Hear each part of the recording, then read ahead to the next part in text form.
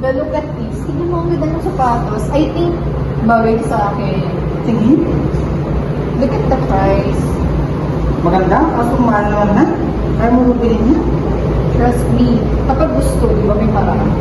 Aba, mura lang yan kapag pinits mo sa club.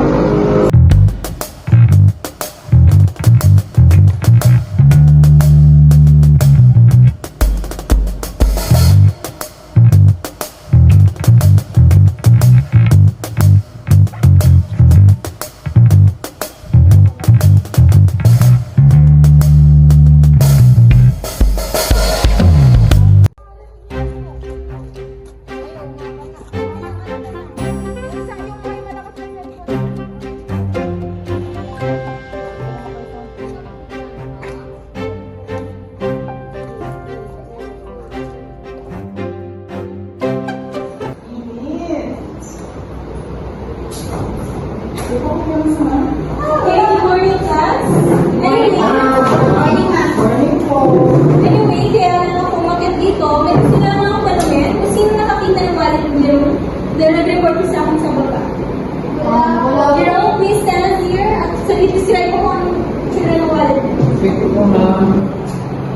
Ang appearance po ng aking wallet kung nakita niyo po siya, ay meron po siyang copy ng ID ko, national ID, at nagigit 500 pesos po ang laman. Ang 500 pesos po na yun ay bakit po natin para sa buong week na ito.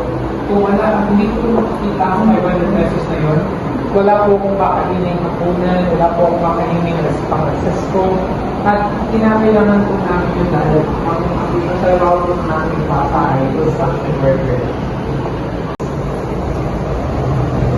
Di ba itong tayo siguro dyan lang mo? Hindi ako ba? Kasi mukha ako sa mo, kasi sa kwa, kasi wala akong mga pera. Pero di kaya naman sa Tsaka 500 pesos lang yun. Sigurado ka ba? Oo, sigurado ako. Mamatay ka.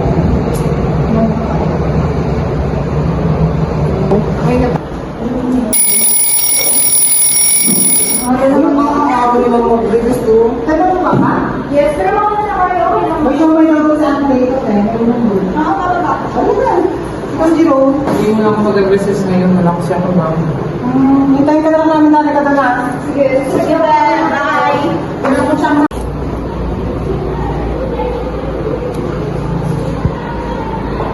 Jerome, pwede ba na ako sa about pala dun sa wallet ko. Sorry pero kasi ako talaga yung I hope na mapatawag mo kayo, so sorry. Kasi dahil sa person na gusto yun. Sorry, kasi gusto ko talaga yung sa product sa inyo. Kaya ko naman kaya sa kaibigan ko na sinabi ko pabibili kayo sa product. Sana naman kaibigan mo kayo mapatawag. Oo naman, napapatawad kita. Sana sinabi mo na lang sa akin, pwede naman kitang bigyan ng pagkakamin ng pera. Kailangan mo din